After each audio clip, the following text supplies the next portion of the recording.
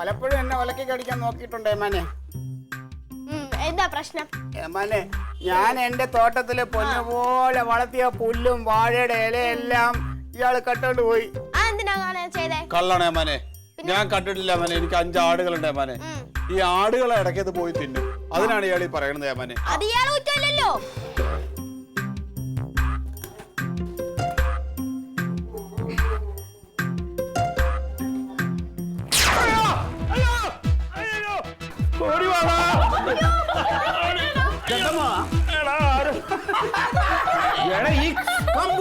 ഈ കമ്പെടുത്തിട്ടാണോ വന്നത്?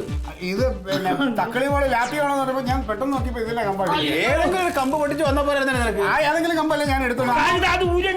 ഒന്ന് പിടിച്ചിട്ട് ഇതിൽ വന്നിരിക്കാൻ പോയെ. ഇങ്ങനെ പൊക്ക്. മക്കളെ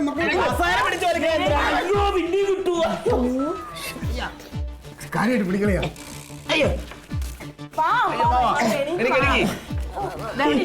ഇതിനിടയ്ക്ക് ഇത്രയും കസേര നടന്നിട്ട് അതിലൊന്നും ഇരിക്കാൻ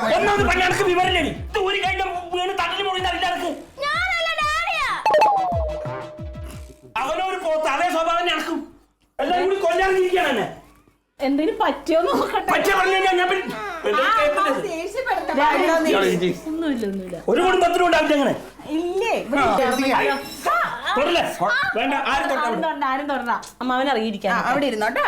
സമാധാനമായിട്ട് ജീവിച്ച മനുഷ്യനെ കാലിനെന്തെങ്കിലും ഞാൻ പറഞ്ഞു.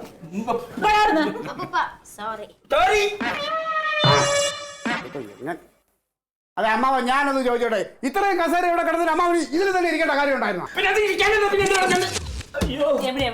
പോട്ടെ പോട്ടെ. ഊര കുത്തി വീണ ഇവിടെ അല്ലാണ്ട് പിന്നെ ഇവിടെ പറ്റുമോ? അല്ല ഞാൻ പറ്റുമോ? ഇല്ല, ഇച്ചിരി കുഴമ്പിട്ട് തരിപ്പ് എന്തേലും ഉണ്ടോ? നീ ഒന്നും മിണ്ടാതിരുന്ന അമ്മാവൻ ഇത്ര നാളത്തെ ജീവിത പരിചയം ഉണ്ട്. അമ്മാവൻ അറിയാം എന്താ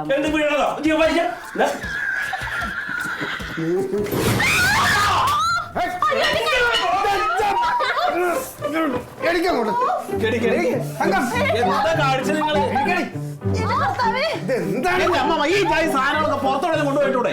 ഞാൻ എന്റെ വീട്ടിൽ എന്തുണ്ടെന്ന് ഞാൻ തീരുമാനിക്കും. എന്റെ അച്ഛന്റെ കാലത്തുള്ളതാണ്. പൊന്നുപോലെ കൂട്ടിച്ചിരുന്ന സാധനം. അതിന് ഇത്ര കാലം ഞാൻ ഒറ്റയ്ക്ക് ഇരുന്ന് വല്ല കുഴപ്പമില്ല. എന്തിനും 4-5 അഞ്ചെണ്ണത്തേക്ക് കയറിയത്. അതെ അമ്മാവ് ഒരു കാര്യം ചെയ്യും, എല്ലാത്തിനും എഴുതി ഇതിലിരുന്നൂടാ, ഇതിലിരിക്കാം, ഇതിൽ കിടക്കാം. കഷ്ടമാണ് കേട്ടോ അമ്മാവ.